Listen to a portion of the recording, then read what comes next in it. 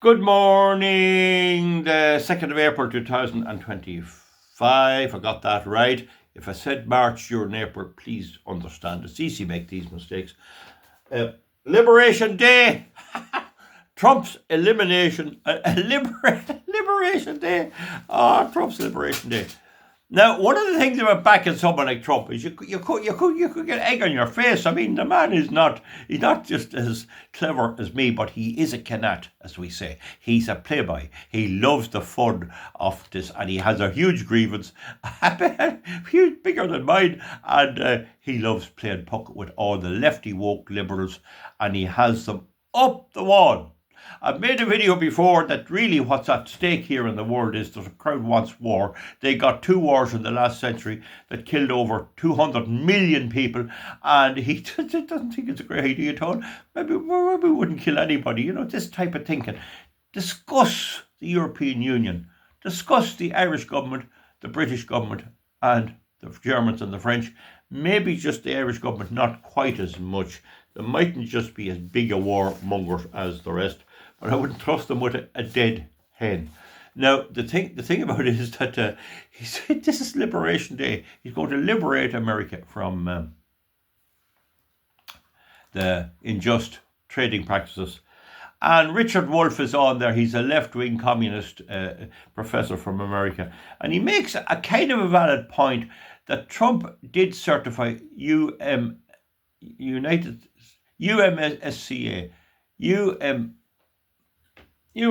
I think it is. It's America, Mexico, Canada trade agreement, North American trade agreement, and he did agree with that. I don't know why he did, because Canada charges 300% tariffs. If you bring in a pound of butter into Canada from America, costing $3, they clap $6 on it. The same for timber.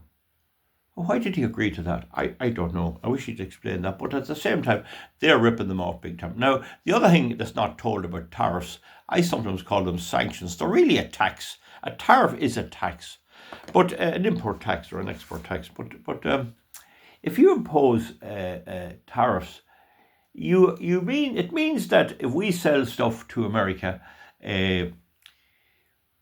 we're making it here. We're getting all the benefit, and then you export it over there free. But we charge taxes on them coming in. Now, Michael O'Leary, Ryanair, made the valid point. Ireland does buy a lot of aircraft. A lot of aircraft from America. And rather than that being a bad thing, it's a good thing. But then, because of the lefties and the Biden administration, the quality of aircrafts from America is bad. Boeing has serious problems. It's not an area you can cut corners with. And so Trump says about Ireland and what's going on. Now, I can tell you one thing that's going on. Long ago, a company making a tablet, let's say for blood pressure, hemorrhoids, heart troubles, drugs for depression. And I still say drugs can be a valid cure or help with depression and mental problems. Other people reject that, but I say they're wrong. But the thing is that they mix the stuff here, they get the chemicals, some of it, stuff you could buy across the counter, a lot of it, and then they put in the ingredient. There's usually a filler, something like maybe lime or something, or calcium, and they put in the filler, and then they mix that up, and then it goes out into a machine that makes the little tablet and dries it, and then you have the little tablet, and then they put it into a blister pack. I wonder how, I don't know, no blister pack, a blister pack. Here we have, I always keep a packet of paracetamol. So this is a blister pack. See that? That's a paracetamol blister pack. I keep one here because if you happen to put your thumb on top of the gate post and somebody's using a sledgehammer to drive it in, and if the sledgehammer hits you on the thumb, like you get this, it's sore. Now it is sore, and you hop about and you take a couple of these and not bother you. I think the fellow was driving in the pillar post, and the lad doing it had a crooked eye, and he hit him on the finger, and he says, why don't you look where you're hitting? And the other fellow says, why don't you hit where you're looking? Anyway, blister pack. So the blister pack is made, and all of that's produced in Ireland, and then they can sell that to America at the tax that's here. And if America lets it in tax-free, you get that in, and you have that huge market, which America is, to sell your product. Now, the thing is, what's happening now is they're making the mix, they're making the stuff, they're taking in the chemicals, and they're making the mix, and they're leaving it in a wet condition, and they pack it in big containers, big 5-gallon drums, 20-litre drums, and they send it out abroad. And the process of making the little tablets, of putting them in the blister pack, is all done abroad. And they then bring them back in here, or they send them out from that country into America, and they can claim this all as Irish. There's a scam going on in that. There's no doubt about that.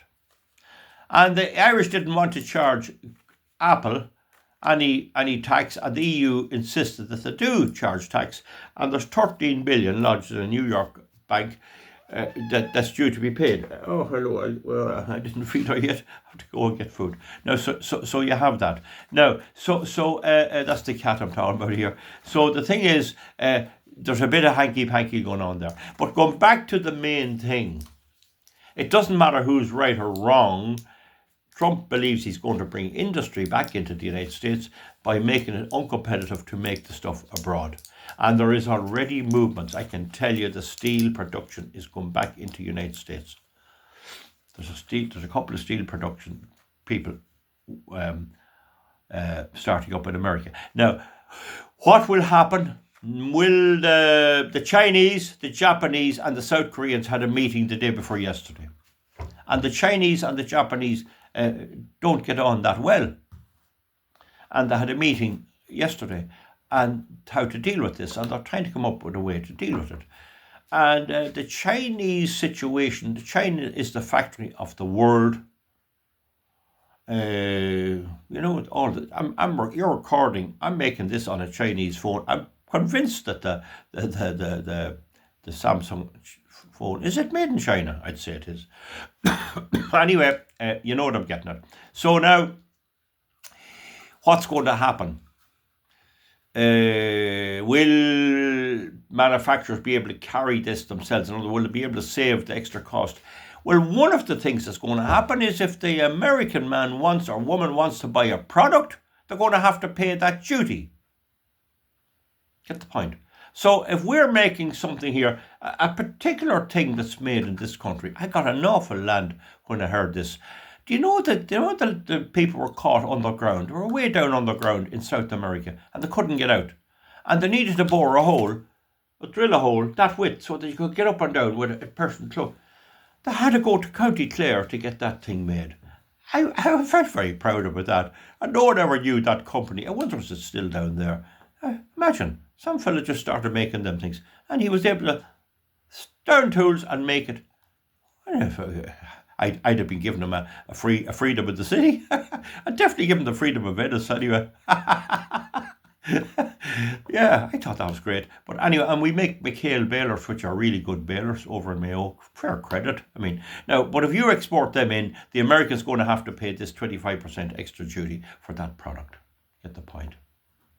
Unless it's exempted. And generally trade tariffs have a big list, So anyway, one of the things that's going to hit is, I'd say that the days of American companies in big pharma investing in Ireland is over. It'll be a plateau. They'll invest no more. They may keep it going for the European Union, certainly, but they're not going to be able to keep manufacturing for America. They're not going to be able to do that because Trump's going to insist that the trade balance is equal. And because our trade imbalance is the lifeblood of our economy, that's where all the spare money comes from, we're in trouble. We're in trouble. Some people say we're finished. But the point is, our government refused to spend our money wisely, and they squander it on junk and houses for migrants and all of that. So they're an unbelievable, cruel, wrong one, tramps of the criminals, creeps of the worst type, all the mainstream parties. Trump never has and never will meet anyone from the European Commission itself. He hates them. Now, it could all go bottom up. I don't want to pin me hopes too much. I think it's wonderful. Anything. The old saying, you get the monkeys are up the tree, all's quiet. Shake the tree and you don't know what will fall out. So, we'll see. Will they go ahead? Will there be some last-ditch pulling out? Who knows? Who knows the mind of Donald John Trump? I mean, it's strange stuff. He's claiming Greenland. But the fact is, the Danes cannot defend Greenland. If the Russians decided to take over Greenland, and they have people from similar climates in Siberia, Denmark would last 15 minutes. So there is that point about it. And he's talking about taking over Canada as well. I don't think that'll happen. I don't think any of that will happen. And I think the trade deals will be wound down a little bit. But the way the world looked on America, they're either a big enemy, like the Vietnamese hated them, maybe rightly so. The North Koreans hate them. And then the Paddy hates them as well, the Irishman, but he's prepared to suck off them because I had an aunt in America used to send me home bundles of clothes. So as long as we can drain them for what we got.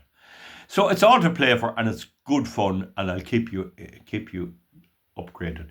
For those who are from outside Ireland and don't understand the mind of the Irish, about 1991, the Soviet Union collapsed. And there was a man there called Mikhail Gorbachev, a decent man, and the West refused to deal with him. And they made agreements with him through Bill Clinton, who's still alive, that they wouldn't expand NATO, and they never kept them. That was a huge opportunity missed. You imagine what Europe would, with Russia as a partner, would be like economically.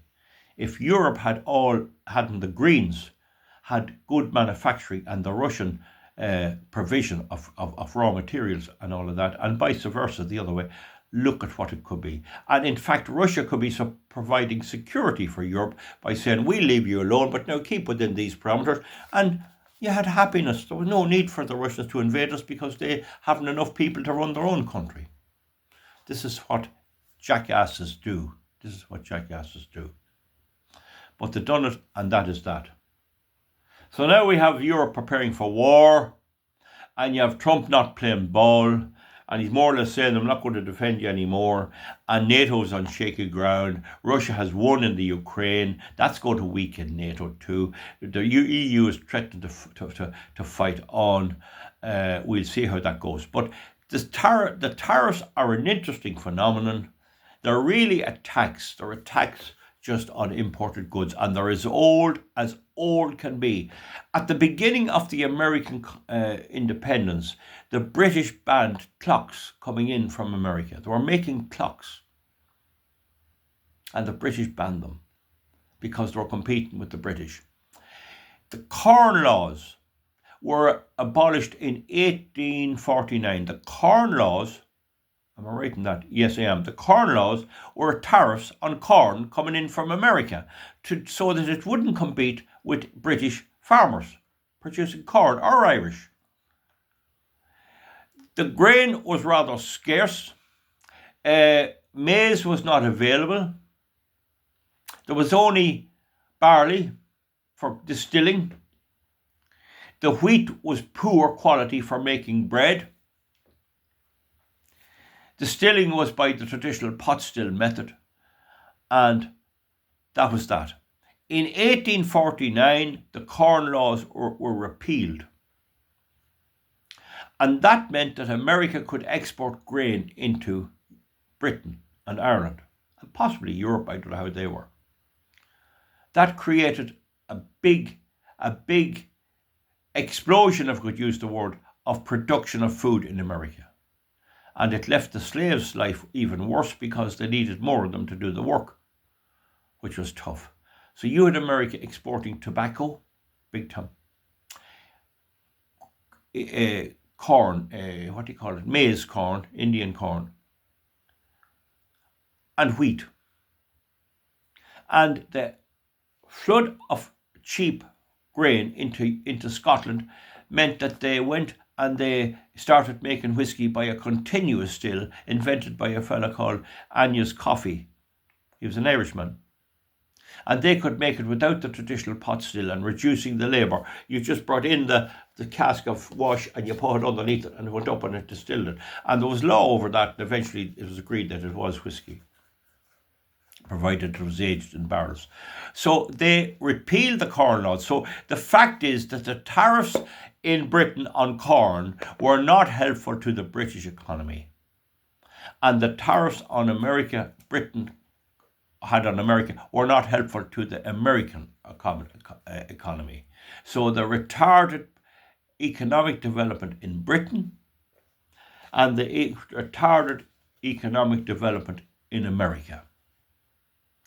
And then they began using American casks to store the whiskey. And this is a big problem now for Irish whiskey producers, because white oak made in southeastern America is, in my opinion, the best wood for aging whiskey. I nearly wouldn't drink whiskey out of anything else except American white oak. And they could be tariffed as well, I don't know. But the situation anyway was that they began to come across freely. So free trade between Britain, Ireland and America, as it was, we were in with Britain that time, was beneficial to all. The problem is then they started to have the American Civil War. They started killing each other because they had a bit of extra money and they all wanted to be running the show. But that's one of the examples of where tariffs were not a good thing. To protect a few British farmers, they kept out American corn. And then when that was repealed, everyone benefited. There was still enough. There was still agriculture in Britain. There was still milk production and everything. And don't forget, grain is used for feeding cattle and everything as well, and horses. So have I made that point? So I hope that Trump's objective is to create free trade. At the moment, and I'll finish now in a second, at the moment, this is a bottle with some water. See it there? This is a bottle with no water. There's an imbalance of trade. The EU, Ireland, Britain is charging America tariffs to bring in their product in here. You don't see any American cars. You don't see any American televisions. The only thing I see coming in here are aircraft, particular tools that I buy, and substances for doing particular processes that are specially made up in America, and they usually have agents here. That's the two things. The other thing are firearms. American guns are only a niche. Well, they sell a good deal of them, not that many. The European market takes them as well, but I think they are free of this tariff as far as I know. But so they're all we see. We don't see cars, we don't see car trailers, Briggs and Stratton engines are another thing that comes in here. But there's not that much. And so what Trump is trying to say is some of this water is going to have to move over here and we're going to have to get a balance. How that'll go, there'll be all kinds of comments. I don't know, we'll see. I think he's right to try and balance up the thing. I mean, Ireland is playing the old cute hooer as usual. They are playing the cute hooer. And if the people benefit, if we got fair government and democracy, well, at least we'd have something to show and maybe there'd be some sympathy for us. But no, it's LBGP, toilets, men boxing women, and all this creepy stuff that they're into. Comment underneath. It's Liberation Day. Liberation Day. Like whatever you say about Trump, you always get a good laugh. We'll see you back, folks. Bye. Thank you.